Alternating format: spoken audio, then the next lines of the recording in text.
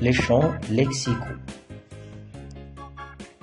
Le champ lexical est l'ensemble des mots, noms, verbes, adverbes, expressions qui renvoient à la même idée, au même thème et à la même notion. Par exemple, abandonnée dans une forêt écartée, elle resta seule, isolée des autres, puis elle erra entre les arbres touffus. Il s'agit du champ lexical de la solitude. Un champ lexical peut être des synonymes, des dérivés, des termes de sens commun. Par exemple, fleur, arbre, ciel, oiseau, soleil, verdure, champ lexical de la nature.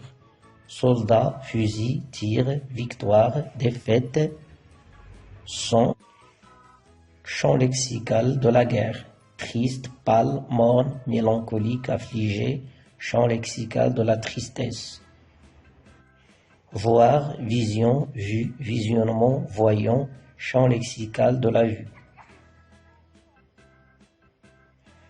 Les champs lexicaux permettent de dégager les thèmes dominants, les cohérences et les contrastes dans un texte. Ils permettent aussi de délimiter les idées principales d'un texte et d'en relever facilement les thèmes essentiels pour pouvoir analyser ce texte. Enfin, dans un seul texte, on peut trouver plusieurs champs lexicaux ou bien réseaux lexicaux qui s'opposent ou qui se complètent. Par exemple, désespoir, espoir, nature, bonheur, religion, paix, solitude, tristesse. Et voici un exercice proposé.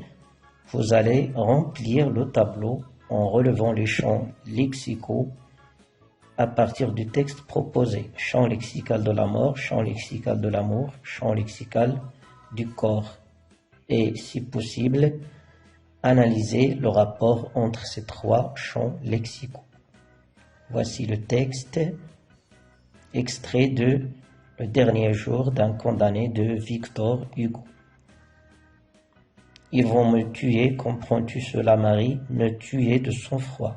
Oh, ma pauvre petite fille, encore 6 heures et je serai mort. Je serai quelque chose d'immonde qui traînera sur la table froide des amphithéâtres, puis de ce qui restera, on en mettra plein une bière et le tout ira à clamart. Pauvre petite, ton père qui t'aimait tant, ton père qui baisait ton petit cou blanc et parfumé, qui passait la main sans cesse dans les boucles de tes cheveux, comme sur de la soie, qui prenait ton joli visage rond dans sa main, qui te faisait sauter sur ses genoux, et le soir joignait tes deux petites mains pour prier Dieu.